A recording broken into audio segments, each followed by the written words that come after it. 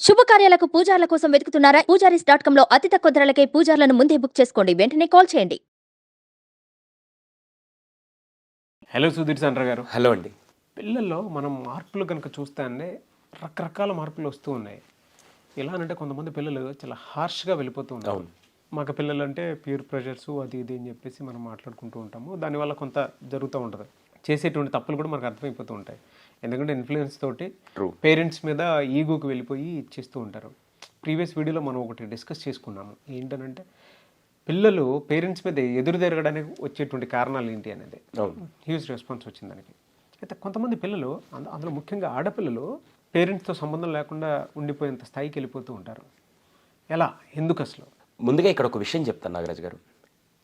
1,00,000 మంది ఉంటే దాంట్లో 99,900 మంది 200% అమ్మాయిలు, మనకి తెలిసి మన జనరేషన్లో ఆడవాళ్ళు అనుకోండి, కెరియర్ని ఫ్యామిలీ కోసం అడాప్ట్ చేసిన వాళ్ళు, వదిలేసిన వాళ్ళు ఉన్నారు. కెరియర్ని ఫ్యామిలీ కోసం వదిలేసిన వాళ్ళు, తల్లిదండ్రుల కోసం ఎన్నో విషయాలు వదిలేసిన వాళ్ళు కూడా ఉన్నారు.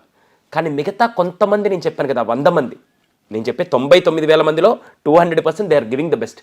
కానీ ఈ 100 మంది కొంతమంది ఎంత భయంకరంగా, నాకు ఈ మధ్య ఒక ఇన్సిడెంట్ చూసిన తర్వాత ఇంకా అసలు చాలా బాధేసి, ఒక పక్క స్త్రీమూర్తులంటే గౌరవం ఎంత పెరుగుతుందో, వీళ్ళలాంటి ఒకరిద్దరు చేసే దానివల్ల అసలు ఇంత భయంకరంగా పిల్లలు ఎందుకు ఇలా తయారవుతున్నారనిపించే విధంగా, అది ఎక్కడ పేరెంటింగ్లో లోపం అర్థం కావట్లేదు. ఆ ఇన్సిడెంట్ మాత్రం నన్ను చాలా కదిలించింది. అదేంటంటే, మామూలుగా పిల్లల్ని చిన్నప్పుడు నుంచి తల్లిదండ్రులు ఎలా చూసుకుంటారంటే, తల్లి 9 నెలలు కడుపులో పెట్టి మోసుకుంటే, తండ్రి మాత్రం బిడ్డ పుట్టిన దగ్గర నుంచి తన కంఠంలో ప్రాణం ఉన్నంత వరకు ఆ బిడ్డకు కానీ, లేకుంటే పిల్లలకు కానీ, లేకుంటే ఇంటికి కష్టం కలగకుండా ఆయన చూసుకుంటూ ఉంటాడు. చాలా గొప్ప విషయం అది. కానీ అటువంటి తండ్రికి ఆపద వచ్చినప్పుడు ఈ పిల్లలిద్దరు ఏం చేయాలి? అమ్మాయి కానీ అబ్బాయి కానీ ఆ మూమెంట్లో జాగ్రత్త చూసుకోవాలి.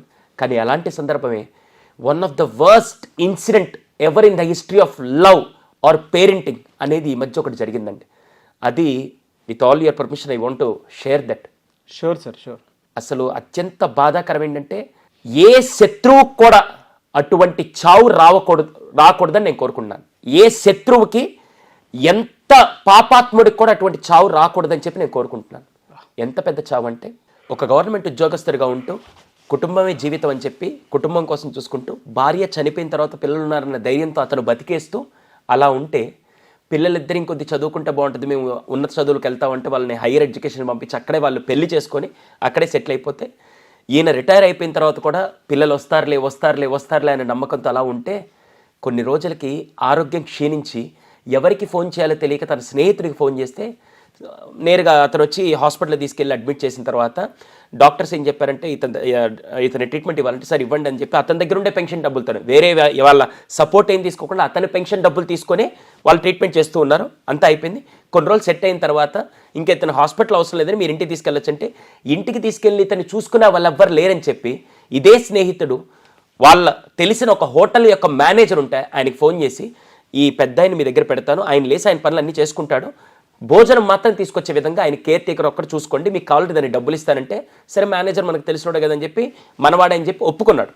నేరుగా తీసుకెళ్ళి హోటల్లో, ఒక్కసారి ఆలోచించండి, 2 పిల్లలుండే ఒక తండ్రిని తీసుకెళ్ళి ఒక హోటల్లో ఒక అనాథలాగా పడేస్తే ఎలా ఉంటుందో ఒకసారి ఊహించండి.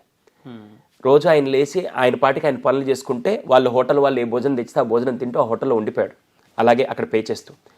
కానీ వయసు మీద పడే కొద్దీ అతను ఆరోగ్యం క్షీణిస్తూ ఉంటే, ఎవరైతే జాయిన్ చేశారో ఆ స్నేహితుడు రావడం మానేశాడు. ఇంక ఈ హోటల్ మేనేజర్కి ఏం చేయాలో తెలియట్లేదు. ఆయనేమో ఆరోగ్యం బాగాలేకుండా వస్తుంది, చూసుకోవాలంటే వీళ్ళ స్టాఫ్ ఎవరు చూసుకోలేకపోతున్నారు. వెంటనే ఏం చేద్దాం తెలియక భయం వేసి, ఎక్కడ ఈయనకి ఏమన్నా జరగడానికి జరిగితే ఇబ్బంది అవుతుందని చెప్పి వెంటనే ఆ హోటల్ మేనేజర్ పోలీస్ స్టేషన్కి ఫోన్ చేశాడు. పోలీసులు వచ్చారు. రాగానే అడిగారు, ఎవరు పెద్ద అయినా మీరంటే ఆయన చెప్పాడు వెంటనే, నేను ఒక బ్యాంక్ రిటైర్డ్ ఆఫీసర్నండి, నాకు అంతకుముందు నాకు మంచి పొజిషన్ ఉంది, కానీ ఇప్పుడు పిల్లలు ఎవరు నా దగ్గర లేక నేను అనాథలాగా ఉన్నానంటే, సరే ఎవరు మీ పిల్లలంటే, ఒకరు కెనడాలో ఉన్నారు, ఒకరు యూఎస్లో ఉన్నారు, 2 పేర్లు ఫోన్ నెంబర్లు అడ్రస్తో సహా ఇచ్చేశాడు. ఇచ్చి వెంటనే ఫస్ట్ అబ్బాయికి ఫోన్ చేశారు. అబ్బాయి ఫోన్ చేసి కలవలేదు, అసలు కనెక్ట్ అవ్వట్లేదు. సరే ఆ పాపాతో తెలుసో లేదో పక్కన పెడదాం, అసలు కనెక్ట్ అవ్వాలి అతనికి. సెకండ్ అమ్మాయి నెంబర్కి ఫోన్ చేశారు. కూతురు ఫోన్ ఎత్తింది. అక్కడ కూతురు ఫోన్ ఎత్తి, ఆమెకి మ్యారేజ్ అయిపోయి అక్కడ ఫ్యామిలీ ఎంత ఉంది, కూతురు ఫోన్ ఎత్తంగానే ఒక్కసారిగా పోలీసుల జీవితాల్లో రక్త చరిత్ర లాంటి సినిమాల సిచ్యువేషన్స్ అన్నీ చూసుంటారు, కానీ ఇటువంటి డైలాగ్స్ మాత్రం నాకు తెలిసి పోలీసుల జీవితంలో ఎప్పుడు వినుంటారు. నేరుగా ఫోన్ ఎత్తగానే ఇలా మీ తండ్రి గారు ఇలా హాస్పిటల్లో ఉన్నారు, ఆయనకి ట్రీట్మెంట్ ఇస్తున్నారు, ఏం చేయమంటారు అసలు వచ్చి తీసుకెళ్తారంటే అసలు ఎవరు ఆ తండ్రి ఎవడు, అసలు వాడిని ఎవరు హాస్పిటల్లో కాకుండా అక్కడెవరు జాయిన్ చేశారు, అసలు హాస్పిటల్ జాయిన్ చేస్తే ఏంటి, రోడ్డు మీద మాకు పడేస్తే నాకెందుకు, అసలు నాకేం అవసరం ఆయనతో పని అని చెప్పేసి అప్పటిదాకా కూతురు అని చెప్పి కూతురు నెంబరు కూతురు అడ్రస్ అన్నీ పెట్టుకొని ఏ రోజైనా నా కూతురు వస్తుందని చెప్పి ఎదురు చూస్తున్న తండ్రికి ఆ మాట పోలీసులు చెప్పలేరు. కానీ ఆ పోలీసులు ఆ మాట వినంగానే ఒక్కసారిగా షాక్ అయ్యారు. అసలు నేను మాట్లాడేది నిజంగా కూతురుతోనే లేకుంటే ఇంకెవరన్నా పరాయి శత్రువుతో ఎవరితోనో మాట్లాడుతారని చెప్పి ఒక్కసారి, ఎందుకంటే మీరు అనవసరంగా ఆయన తీసుకొని జాయిన్ చేస్తున్నారు, బతికితే బతకనివ్వండి లేకుంటే చస్తే చావనివ్వండి, నాకు కూడా మళ్ళీ ఫోన్ చేయబాకండి అని చెప్పి చచ్చిపోతే రోడ్డు మీద పడేయండి అని చెప్పి కూతురు ఫోన్ పెట్టేసింది. అంటే పిల్లలు లేక చాలామంది బాధపడుతుంటారు, పిల్లలు పుట్టాక ఇటువంటి పిల్లలు ఎందుకు ఇచ్చావు దేవుడా అని చెప్పి కొంతమంది బాధపడుతుంటారు. అందులో నాకు తెలిసి ఆ నరకమే. ఇంకా బాధాకరమైన విషయం చెప్పమంటారా, ఆ పోలీసులు ఆ విషయం 2 రోజులు దాచారు, చెప్పకుండా దాచారు. ఈయన ఆరోగ్యం క్షీణిస్తుంది తర్వాత ఎన్నిసార్లు ఫోన్ చేసినా ఆమె ఎత్తడం మానేసింది. ఇంకా తప్పక ఈ పోలీసు వాళ్ళు ఆయనకి చెప్తే దాదాపుగా కొన్ని సంవత్సరాల నుంచి ఆరోగ్యాన్ని బిగబట్టుకొని పిల్లలు వస్తారన్న ఆ ధైర్యంతో బతికిన వ్యక్తి ఈ విషయం తెలియంగానే ఆ గుండె తట్టుకోలేక మరుసటి రోజు ఉదయమే ఆగిపోయిందండి. అప్పటిదాకా బతికిన తండ్రి, పిల్లలు వస్తారని బతికిన తండ్రి, ఆ కూతురు ఆ మాట అన్నదని తెలిసి ఆ తండ్రి ఇంకా పిల్లలు రారని చెప్పి మనస్తాపమో లేకుంటే దేవుడు ఇది విని నువ్వు చనిపోవాలని రాసున్నాడో తెలియదు, కానీ అక్కడికి ఆయన ప్రాణం ఆగిపోయింది. ప్రాణం ఆగిపోయిన తర్వాత కనీసం తలకొరి పెట్టడానికైనా పిల్లలతో పెట్టిస్తే ఆయనకి ఆత్మ సంతోషంగా ఉంటుందని చెప్పి మళ్ళీ పోలీసులు అటు కూతురికి ఇటు కొడుకు ఫోన్ అసలు కలవట్లేదు, కూతురు అసలు ఫోనే ఎత్తడం మానేసింది. వీళ్ళు ఫోన్ చేస్తారని తెలిసి కూతురు ఫోన్ ఎత్తడం మానేస్తే ఇంకా అలా చూస్తూ ఒక గవర్నమెంట్ ఉద్యోగిని, రిటైర్డ్ ఎంప్లాయీ ప్లస్ అంత బాగా ఉన్న వ్యక్తిని మనం ఎందుకు అలా అనాథలాగా పడేయాలని చెప్పి రక్త సంబంధాలకి లేని మానవత్వాన్ని పోలీసులు కాకి చొక్కాల్లో ఉండే మానవత్వాన్ని అక్కడ చూపించి అన్ని పనులు పక్కన పెట్టి తన డబ్బులు కాకుండా వీళ్ళ పాకెట్లో నుంచి డబ్బులు తీసి ఆ కాకి చొక్కా హృదయాలు అందరూ వాళ్ళు అంత కఠినంగా ఉంటారనుకుంటారు, కానీ అదే పోలీసు వాళ్ళు జీవితంలో ఒక చాలా గొప్ప పని ఏదైనా చేసి ఉంటే, అతి గొప్ప పని ఏదైనా చేసిండి మిగతా జనాలందరికీ ఇన్స్పిరేషన్ అయింది ఏంటంటే వాళ్ళ సొంత డబ్బులతో ఆయన దేహాన్ని తీసుకొని వచ్చి సొంత బిడ్డలు కూడా దహన సంస్కారాలు చేయలేని పొజిషన్లో వాళ్ళందరూ కలిసి ఒక కుటుంబ సభ్యులుగా మారి ఆయనకి దహన సంస్కారాలు చేసి, నాకు తెలిసి ఇప్పుడు ఆయన నిజంగా పైకి వెళ్ళేటప్పుడు కూడా దేవుడా ఇన్ని రోజులు బతికిన దానికి నాకు పిల్లల వల్ల ఆనందం అనుకున్నాను, కానీ నాకంటూ ఒక నలుగురు తెలియని వ్యక్తులు నాకు చితి కాల్చారని చెప్పి నాకు తెలిసి ఆ దేహం చాలా ఆనందంగా స్వర్గానికి వెళ్ళి ఉంటుంది. కానీ ఖచ్చితంగా ఒకటి మాత్రం ఏంటి తెలుసా నాగరాజు గారు, ఇంతకుముందు ఈసారి ఏదైనా పాపం చేస్తే we believe in karma right, ఈసారి ఏదైనా పాపం చేస్తే వచ్చే జన్మలో మన పిల్లలకు అలా ఎఫెక్ట్ అవుతుంది, లేకుంటే నెక్స్ట్ తరం పిల్లలకి ఎఫెక్ట్ అవుతుంది అనుకుంటారు. కానీ బాగా గుర్తుపెట్టుకోండి, ఇది కలియుగం. What goes around comes around. మీరు ఇప్పుడు ఏది చేస్తే అదే తిరిగి మీ దగ్గరికి వస్తుంది. డెఫినెట్గా ఈరోజు ఆ తండ్రికి జరిగిన సిచ్యువేషనే రేపటి రోజున ఆవిడ పెద్ద అయిన తర్వాత, ఆవిడ ముసలాడైన తర్వాత ఆ ముసలావిడికి కూడా అలా జరిగితే ఆ తండ్రి పడ్డ నరక యాతన ఏంటో అప్పుడు ఆమెకు అర్థమవుతుంది. ఈ వీడియో ద్వారా ప్రతి ఒక్కరికి ఒక విషయం చెప్తానండి, అమ్మా నాన్న మీరు చిన్నప్పుడు వాళ్ళు మిమ్మల్ని చూసుకోవడం కాదు, పెద్దయ్యాక వాళ్ళు ఆఖరి శ్వాస వరకు మీరు తల్లిదండ్రులు ఎలా చూసుకుంటున్నారో అది నిజమైన ప్రేమ. వాళ్ళు ఏదో మీకు ఫీజులు కడుతున్నారు, ఏదో చూసుకుంటున్నారు అనే పాయింట్లో మాత్రమే కాకుండా వాళ్ళని మీరు లాస్ట్ మూమెంట్లో చూసుకుంటేనే దాని వాల్యూ అనేది నెక్స్ట్ లెవెల్లో తెలుస్తుంది. అదే చాలామంది మిస్ చేస్తూ ఉంటారు. ఇప్పుడున్న జనరేషన్ పిల్లలు ఎలా అంటే అంత ఒక ఫ్రస్ట్రేటెడ్ మైండ్తో ఉండే ఆ కైండ్ జనరేషన్ పిల్లలు మాత్రమే మనం చూస్తూ ఉన్నాము. మెటీరియలిస్టిక్ అని చెప్పొచ్చు. మీరు చెప్పినటువంటి ఈ ఇన్సిడెంట్లో ఆ ఇద్దరు పిల్లలు దానికి సంబంధించినటువంటి వాళ్ళే. ఎంత ప్రేమతో పెంచినా కూడా అండి పేరెంటింగ్లో కొన్నిసార్లు చెప్తూ ఉంటుంది మా మదర్ ఎప్పటికప్పుడు ఒక మాట, పిల్లల్ని మనం కంటాం కానీ వాళ్ళ గుణాన్ని మనం ఎప్పుడు కనలేం కదా, మనం ఎంతవరకు ఇవ్వాలో అంతవరకు ఇస్తాము, మిగతాది వాళ్ళ దానికి వదిలేయాలని చెప్పేసి అంటూ ఉంటారు. మేము నిజంగా కొంతమంది గుణం ఎలా ఉంటుందనంటే ఇంకంతే, వాళ్ళని మనం మార్చలేము. అటువంటి వాళ్ళదే ఇందులో ఉన్న ఆడపిల్ల కానివ్వండి లేదంటే మగపిల్లడు కానివ్వండి, ఇద్దరు చాలా స్టోరీస్ ఉన్నాయండి. ఇటువంటి స్టోరీస్ అనే దానికంటే కూడా చాలా జీవితాలు ఉన్నాయి, ఇప్పటికీ నలిగిపోతున్నాయి. ఈ వీడియో చూసిన తర్వాత కూడా నా పరిస్థితి ఇదే కదా అని చెప్పేసి పేరెంట్స్, అనాథాలయ శరణంలో ఉండేటువంటి వాళ్ళైనా బయట ఉన్న వాళ్ళైనా సరే, లేదా ప్రతి పేరెంట్కైనా ఒక ఇన్సెక్యూరిటీ ఖచ్చితంగా వస్తుంది. అరే రేపటి రోజు నేను ఇలా కాకుండా ఉండాలి కదా అనేటువంటి ఆలోచన డెఫినెట్గా వస్తుంది. కళ్ళ ముందు నీళ్ళు వచ్చేస్తాయి. మనం లాస్ట్ టైం ఒకటి నాగరాజు గారు మీకు గుర్తుందో లేదో తెలియదు కానీ పిల్లలు ఎంతసేపటికి రావట్లేదు, ఇంకా మేము మంచాన పడితే చూసుకునే వాళ్ళు లేరు అని చెప్పి ఒక తండ్రి తన చితిని పేర్చుకొని కాల్చుకొని చనిపోయాడు. ఎంత దౌర్భాగ్యమైన స్థితి అంటే పిల్లలు ఉండి కూడా పిల్లలు రారని తెలిసి ఆ నరకం అనుభవించేదానికంటే మనమే చంపేసుకుందాం అని చెప్పి ఈరోజు చాలామంది తల్లిదండ్రులు పిల్లలున్నా కూడా అనాథల్లాగా చచ్చిపోతున్నారు. చూసారా, అంతకంటే దౌర్భాగ్య స్థితి ఏది ఉండదు. అనాథల్లాగా పుట్టడం కాదు, అనాథ తల్లిదండ్రులాగా చాలామంది చచ్చిపోతున్నారు ఈరోజు. అనాథ తల్లిదండ్రులాగా. ఆ ఒక్కటి మాత్రం భవిష్యత్తులో ఇటువంటి వీడియో ద్వారా అయినా ఖచ్చితంగా కొంతమంది పిల్లలు మినిమం ఆ టైంలో ఇవ్వాల్సిన లవ్ అండ్ ఎఫెక్షన్ ఇవ్వగలిగితే అదే చాలండి. ఎస్, పర్సనల్ అపాయింట్మెంట్ కోసం అని చెప్పేసి అడుగుతూ ఉంటారు. లేదంటే పిల్లలతోటి ఎవరైతే సఫరింగ్స్ ఫేస్ చేస్తూ ఉన్నారో పేరెంట్స్, బాధ భరించలేక, లేదు పిల్లలు పడేటువంటి మనోవేదనని భరించలేక, తట్టుకోలేక కొంతమంది పిల్లలు సూసైడ్ అటెంప్ట్స్ అవి చేస్తూ ఉంటారు.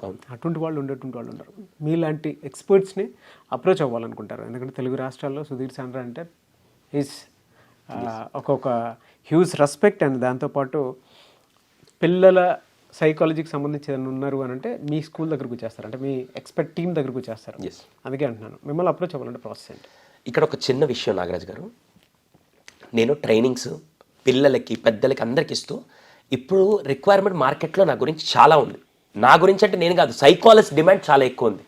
అందుకని నేను స్కూల్స్ కాలేజ్కి వెళ్ళి చేస్తూ, కానీ చాలామంది కౌన్సిలింగ్ వచ్చినప్పుడు అందరికీ నేను జస్టిఫికేషన్ చేయలేకపోతున్నాను. కాబట్టి దానికోసం ఒక పని ఏం చేశానంటే, నేనున్న రోజులు నేను కౌన్సిలింగ్ తీసుకుంటే, లేకపోతే మా టీమ్ ఆఫ్ ఎక్స్పర్ట్స్ ఎలా అంటే, ఇప్పుడు ఒక జ్వరం వచ్చినప్పుడు మనం మామూలు డాక్టర్ దగ్గరికి వెళ్ళిపోతాం, ఫిజిషియన్ దగ్గరికి వెళ్తాం.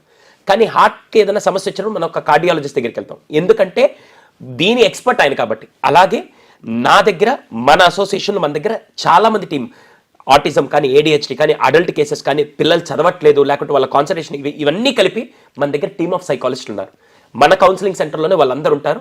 మీరు నా మీద ఎంత నమ్మకం పెట్టుకొని వస్తారో 200% దానికి డబల్ నమ్మకాన్ని నేను ఇవ్వకపోతే మార్కెట్లో మనం క్రియేట్ చేసుకుని నేమంతా పోతుంది. అవును, అందుకనే నేను ఎక్కడికి వెళ్ళాలి ఈ కౌన్సిలింగ్ తెలియక చాలామంది ఇబ్బంది పడుతుంటే, ఆ నమ్మకంతో వస్తే మాత్రం 200% నేనున్న రోజు నా అపాయింట్మెంట్ కానీ, నేను లేని రోజు నా టీమ్ ఆఫ్ సైకాలజిస్ట్ మన కౌన్సిలింగ్ సెంటర్లోనే, వేరే దగ్గర కాదు. వేరే దగ్గర మళ్ళీ రెఫర్ చేస్తే ఎలా ఉంటుంది అనుకోవచ్చు. మళ్ళీ మీరు మన కౌన్సిలింగ్ సెంటర్కి వచ్చి కూర్చొని అక్కడ టీమ్ ఆఫ్ ఎక్స్పర్ట్స్ ఉంటారు. మీ ప్రాబ్లం తగ్గట్టు వాళ్ళ కౌన్సిలింగ్ అపాయింట్మెంట్ బుక్ చేసి 200% అందరికీ అందుబాటులో, ప్రతి మధ్యతరగతి, దిగువ మధ్యతరగతి ప్రతి ఒక్కరికి అందుబాటులో ఉండే విధంగా ఆ కౌన్సిలింగ్ ఫీ స్ట్రక్చర్ కూడా అలాగే ఉంటుంది. మీ అందరికీ అది హెల్ప్ అవుతుంది. పిల్లల్ని చిన్న సమస్యలు ఉన్నప్పుడు తీసుకొని వస్తే దాన్ని సాల్వ్ చేయడం మనకి చాలా ఈజీ. అంతా కాలిపోయిన తర్వాత తీసుకొని వచ్చి మా వాడు మండిపోతున్నా అంటే మేము ఇంకా దానికి నేను ఇంకొద్ది కిరోసిన్ పోయాలి తప్ప నేను ఇంకేం చేయలేను. కానీ బ్యాండేజ్ చేయాలన్నా కూడా కొద్ది దెబ్బ వస్తే నేను చేయాలి, లేకుంటే పెద్ద ఆపరేషన్ చేయాల్సి వస్తుంది. అలాగే చిన్న చిన్న బిహేవియర్లో ఉన్నప్పుడు మా దగ్గర పిల్లలు చదవట్లేదు, దానికి ఎక్స్పర్ట్స్ ఉన్నారు. పిల్లలు కాన్సన్ట్రేషన్ పెట్టట్లేదు సార్, అసలు చదువు మీద ఇంట్రెస్ట్ చూపించదు, వాడి ఇంటెలిజెన్స్ ఎలా ఉందో తెలుసుకోలేకపోతున్నాం, దానికి ఎక్స్పర్ట్స్ ఉన్నారు. ఇంకా చెప్పాలంటే పిల్లలు హైపర్ యాక్టివ్గా ఉన్నారు సార్, ఆటిజం ఇవన్నీ ఉన్నాయి, దానికి ఎక్స్పర్ట్స్ ఉన్నారు. సార్ వైఫ్ అండ్ హస్బెండ్ సమస్యలు ఉన్నాయి, ఎక్స్పర్ట్స్ ఉన్నారు. Team of psychologist, team of experts మన దగ్గర ఉన్నారు. ఏ ప్రాబ్లం ఉన్నా సరే, మానసిక సమస్య కేర్ ఆఫ్ అడ్రస్ మీరు రీచ్ అవ్వాలంటే ఈ కింద ఫోన్ నెంబర్కి ఒక్కసారి ఫోన్ చేయండి. మా టెలికాలింగ్ టీం మీకు అపాయింట్మెంట్ ఫిక్స్ చేసి మీరు మన కౌన్సిలింగ్ సెంటర్కి వచ్చి కూర్చొని మీరు కౌన్సిలింగ్ చేసుకోవచ్చు అండి. Anyways, thank you so much Sudheer Sandra గారు. థ్యాంక్ యూ అండి.